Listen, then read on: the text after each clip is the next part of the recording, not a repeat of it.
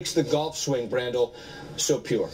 Well, reading, as we all have, everything that Ben Hogan ever wrote, he used to say you begin the golf swing with a lower body. That's the way you say you begin with a lower body. And then as I started playing golf, you'd hear players always talk about sequence. Now, there's a really technical term for what Roy's doing. And what's it called, Brad? Well, the kinematic sequence. That's right. Right. The biomechanists would call it the link from the lower body to the trunk, to the arms, to the club. And it's really technical and hard to talk about, but that's really what's making his swings. That's a fancy way to say that he has such an organized and powerful sequence from the backswing to the downswing that he delays the movement of the club head to the last possible second, and he does it more efficiently on a wider range of motion than the average tour player. The average tour player's hips go back 30 degrees, and at impact they're 48 degrees open.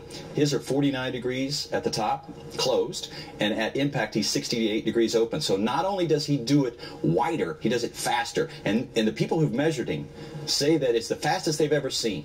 Well, I would say it's the fastest they've ever measured because, obviously, we've all seen Sam Snead swing a golf club, and Sam Snead does so many things like Rory McIlroy, doesn't he, Brad? Well, look at this picture of Sam Snead, one of the largest turns we'll ever get to see. Look at the amount of hip turn and leg turn back to the left. And now watch the left hip as it drives forward, the lateral hip slide.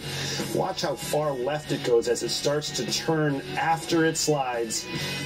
And then now here's the trunk following the lead of the hips. Now the arms come down as the deceleration. That's my favorite line, is you can only accelerate as fast as you can decelerate. And the standing up there, the legs, the extension of the hips, and look at those arms straight after impact. That's the goal of every good player.